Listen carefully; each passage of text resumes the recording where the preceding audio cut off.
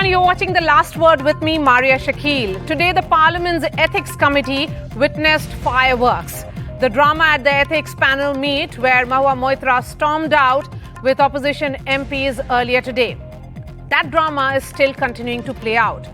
First in, the news that has just come in is that Mahua Moitra has written to the Lok Sabha Speaker. She has said that she was subjected to what she calls prejudiced behavior by the chairman. Subjected to proverbial Vastra Haran by him in presence of all members is what the TMC MP is saying. She also says that the panel has no ethics and morality left. The chairman exhibited preconceived bias. Mahua Moitra also says that she has been questioned maliciously and in a defamatory way. 5 of the 11 committee members walked out with me, is what she says. And she has also said that asked extremely detailed and personal questions, also willing to put my statement on an affidavit immediately. So that is what is breaking right now. Let me go straight to Rajdeep Roy. He is the member of Ethics Committee and also a BJP MP. Mr. Roy, let me begin with this letter which has been written by Mahua Moitra and to the Lok Sabha Speaker, where she says, I've been subjected to the proverbial Vastra Haran by him in the presence of all members of the committee. These are serious allegations. Look, Ms. Moitra was the third person to depose before the Ethics Committee. Today, when she started at around 11:30, she spoke for long hours. All of us painstakingly listened to her with a lot of patience. We did not interrupt her. We did not ask her many leading questions. And she spoke for a long time and all. And in fact, it was she who spoke on some things which we were not interested in. She spoke on her relationship with her friends, which we were not interested in. She spoke on the issue related to few photographs which were shown in the social media, we were not interested in. She spoke on the pet dog, which we were not interested in. So let us be categorical. The mandate of the Ethics Committee is to look into whether the login ID was shared and whether it is ethical to share this login ID with someone who's not authorized in the Parliament. So our mandate was that. So we had a break in between. We broke for lunch, and then when we came back, Chairman sir was the first person to ask questions.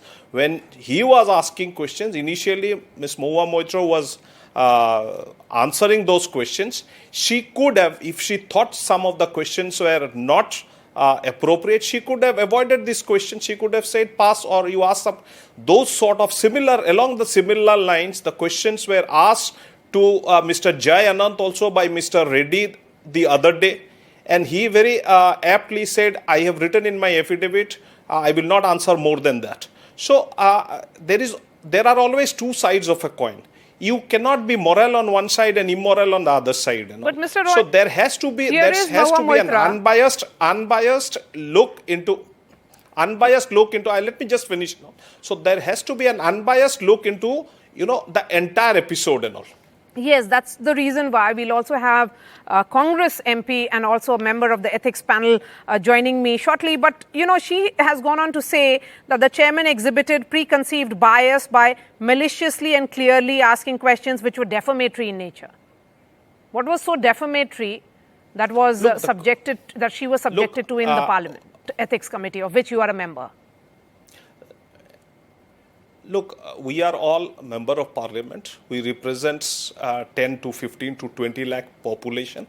So we are not above probity. Something which I am doing in my personal life, of course, if there are certain issues, sometimes I need to come clean on it. I need to answer those. We have seen in history in our Parliament, that lot of MPs have actually initially given the resignation before even coming to the probe. We have seen the case of Lal Krishna Advani ji. He handed over his resignation when his name was cropped up in that Hawala diary and all. So I must tell that your life, despite being an MP, you are not above probity. You have to be probed on certain issues and all. Here the question was on Mr. Hiranandani. Obviously, when he has written an affidavit, given an affidavit that I have given her travel expenses, I've given her gifts, those issues were discussed. Okay. I am not going into the details because I am also bound by law. What are the questions Yes, that I are asked? understand. I cannot say this. But to my mind, just one second, to my mind, none of the questions were personal, malicious, and with ill intent. okay, then tell me, she's asking for rules which have not been shared with MPs because there's no regulation governing sharing of login and password. Do you think that has been a grey area and the Ethics Committee of Parliament, of which you are a member, will clarify on that front? Obviously, if there are certain grey areas, obviously it will be looked upon by the Ethics Committee. We will report accordingly. And the Member of Parliament, all of us put together, Treasury, the opposition, will decide on it. But till the time the laws are not framed, does not mean if anyone commits immoral activity, you will escape the long hand of the law and all. It is not practically possible that if the law is not there, then I should be excused and all. Is it what she is trying to say? Okay, then what happens now? Will the Ethics Committee be submitting its report because the opposition MPs, in all 5 of them who staged a walkout along with Mahua Moitra, are questioning this committee? They are standing with her. Now, look, we have full faith in our chairman, number one. We have full faith and we are true to ourselves. We have not done anything unethical. We have not asked any personal question, as has been painted by few people and all.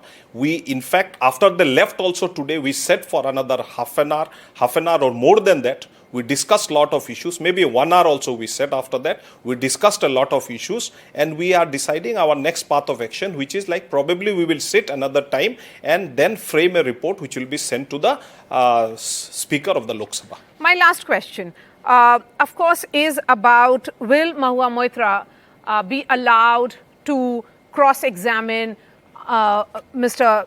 Darshan Hiranandani? I don't think there is a possibility on that. I don't think so. All right. Rajdeep Roy, appreciate your time. Thank you so much for speaking to NDTV. And let me go straight to Uttam Reddy, Congress MP and also member of the Parliament's Ethics Committee. Mr. Reddy, what were your objections? Why did you stage a walkout? You come to this issue, there is, in all the papers that I've seen, there is no evidence of any cash transfer in favor of Mahua or anything that any favor has been done to her. Second, they keep talking about compromising of national security. I think it's a ridiculous thing. I'm an ex-armed forces officer and I don't find any national security issue here. Third, NIC login is a grey area, NIC portal login. There's actually no specific rule regulation about who exactly is authorized other than the MP to log into NIC portal to put your question.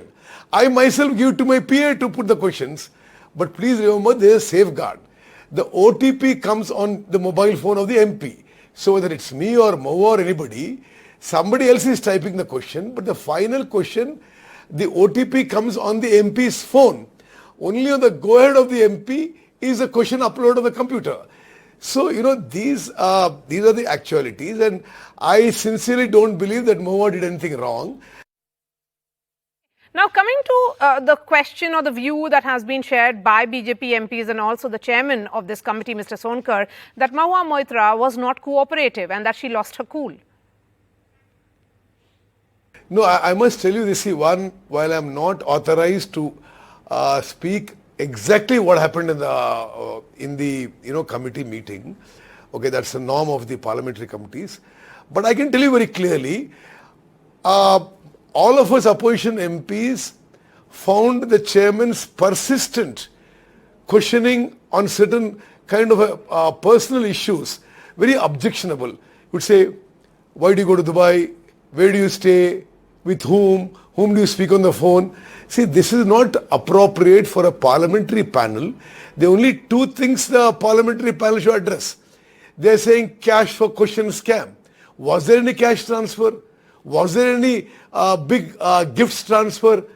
Then, is there any violation of existing rules of NIC portal login? In my opinion, ma'am, neither is true. I think Mahua is being targeted unnecessarily.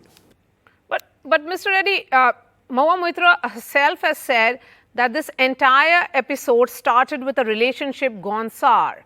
And also she has spoken about a friend's affidavit, which is Darshan Hiranandani, who was a friend. Then why object to questions that have been asked related to traveling to Dubai? See, nobody is objecting to her being asked questions to the relevant matters. Myself, Danish Ali, Mr. Vaithilingam, Natarajan and Mr. Giridhar Yadav found that some of the questions, the way they were being framed and asked, we felt that the chairman was being prejudiced and biased, and he was leading the the questions in a particular way. We again and again asked him that this is not the way. A lady MP, a talented lady MP, a good orator, we must, this is only an inquiry. We can't presume that she's guilty, and the way you're asking questions is like that. So it is very, very clear that this whole thing started because of Mahua's breakup with her ex-partner. Second, Nishikant Dubey, on whom she has made allegations of false educational qualifications, is trying to target her, on behalf of BJP. So these things are very clear, ma'am, and nothing beyond that. Okay, the ethics committee sources are indicating that perhaps they won't be summoning any new person now, and they would go ahead with submitting a report for which another meeting will be called to adopt the report. What happens to this committee now? No, see, I'm not sure what happened after we left, but I'm asking you, if they're basing themselves so much on Darshan Hiranandani's affidavit, why should they not call him for examination? And why I'm saying this whole thing is like kind of fixed is, how does Nishikant Dubey get a copy of the Home Ministry or the IT Ministry report before it's supposed to be a confidential report, before it comes to the committee today? So Nishikant Dubey on behalf of BJP is trying to target Mahua. That's very clear. About what our stand will be in the next meeting, I intend to take instructions from our party and our Congress Parliamentary Party, and then I will go ahead accordingly. Okay, my last question to you, because I'm trying to understand how many MPs actually were with Mahua Moitra, because all of them staged a walkout. So my question would be very direct now. How many MPs in opposition staged this walkout today? See, 6 MPs, Mahua herself, who was there as a witness for being cross-examined, and 5 of us, myself and Mr. Vaithilingam from Congress, Mr. Danish Ali from BSP, Mr. Giridhar Yadav from JDU, and Mr. Natarajan from CPM. 6 of us MPs walked out. All opposition MPs walked out. The only BJP MP sitting inside. All right. Thank you so much for speaking to us. Let me bring in Vivek Agnihotri now, former Secretary General of the Rajya Sabha. Mr. Vivek Agnihotri, it was almost expected that this would become political, and that's what perhaps played out today. My question to you would be about this letter which has been written by Mahua Moitra, in which she has complained against the chairman's conduct, particularly which has been written to the Lok Sabha Speaker. Actually, I am not supposed to be an expert in such matters, political matters. But I would like to invite your attention to one particular observation made by Mr. Uttam Kumar Reddy, that the proceedings of the Indian parliamentary committees are, in a sense, in camera and confidential. It is not like committees of US Parliament and some other countries. They are confidential. So how are we discussing what happened inside the committee, and how is it something that is being done which is not supposed to be done? That is the first observation I would like to make. The second observation I would like to make is that in jurisprudence, there is a principle of natural justice. And there is a dictum of natural justice, audi alterum partem. That means hear the other party. And that is the dictum under which Ms. Mahua Moitra was called to appear before the committee. So it was an occasion for her to present her case.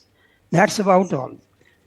How she presented her case, what the committee has noted, what it will do with that presentation, etc. That is again a matter for the committee to decide. Yes, since Now, you've the spoken about principles of natural justice, she has actually invoked that to demand that she should be allowed to cross-examine Darshan Hiranandani. You see, again, let me tell you, the committee proceedings are not like court proceedings. So she has to be given an opportunity to rebut the observations made in that affidavit. She can give another affidavit in writing. And again, it is up to the committee chairman to decide whether he would like to have a Zoom meeting with Mr. Hiranandani and give an opportunity to Ms. Moitra to cross-examine. But that is not normally done in committee proceedings to have this court type of proceedings. Okay, so then that kind of court type of proceedings usually doesn't happen in committee hearings. That means this is a request that is going to be denied. Are you saying that, Mr. Agnihotri? To summon the Hiranandani. Yes. For cross-examination as Mahua Moitra is demanding. Already one of the members of parliament you interviewed right now has already said that. Yeah, that that's unlikely. Is unlikely to give such an opportunity. All right. All right. Thank you so much for joining us. Some big breaking news coming in, and this certainly is a very great news. Big victory for Team India in the World Cup match against Sri Lanka. Indian Pacers demolished the Lanka team to bundle them up for just 55 runs after India posted a monumental 358 target for the Lankan team. This is the biggest victory for Men in Blue in the World Cup. Osama is joining me live. Osama, what are your words on this big win? Well, everyone is at a loss of words, Marya, because nobody was expecting Sri Lanka to fall in a manner like they did. And this is not the first time that it has happened with Sri Lanka against India. Remember the Asia Cup final where a similar story unfolded. Mohammad Siraj was then the wrecker-in-chief. This time around, he picks up 3 wickets. The Indian Pacers go out, all-out attack on against Sri Lanka. Mohammad Shami, who has been the star for India for such a long time, he picks up a 5 wickets haul again. He did it again versus New Zealand. He did it again today against Sri Lanka. In fact, he has become the highest wicket taker for India in the World Cups. He has crossed Zahir Khan, who had 44 wickets, and Javagal Srinath, who had the same number of wickets. But the good thing is, and the best part about it is that he has done it in only 14 innings as compared to Zahir Khan's 23 and Javagal Srinath's 33. It was literally a demolition job, a clinic put up by the Indian Pacers when they came out to ball. Sri Lanka, remember, they were very confident of chasing down a total when they put India into bat. Little did they know that India is going to go on and make 357 runs with the likes of Shubman and Virat Kohli, along with Shreyas Iyer posting half centuries. All the 3 almost scored a century. They missed out on their centuries. In fact, Virat Kohli, he became the first batsman to score 1,000+ runs in a calendar year for 8 times. He beat the record of Sachin Tendulkar. He almost got to the 49th century record that Sachin has. And it is just a matter of time that Virat Kohli does that in this World Cup or in the coming series, but that is going to happen. But the big news is that India has literally demolished Sri Lanka and folded them for 50 odd runs. This is just their 7th win in a row. This basically means that India has sealed a place in the semi-final with just 2 matches to go. The next big match is going to be South Africa. But going by what we have seen right now, and going by the form that India is in this particular tournament, it does look like that India is going to reach the semi-finals, and who knows, India going to lift the World Cup this time around. But the big news as of now is that India have beaten Sri Lanka comprehensively by 302 runs. This is the second highest victory margin in ODI cricket. Only Australia have a bigger margin of victory when they beat Netherlands by 309 runs. India have managed to do it against Sri Lanka with 302 runs victory margin. So all in all, great news for Team India, and we all hope and fingers crossed that this continues for India throughout this tournament and we ultimately go and live that World Cup. All right, Osama, thank you for that recap for us, and also what a game, certainly. That's all from me. Thanks so much for watching.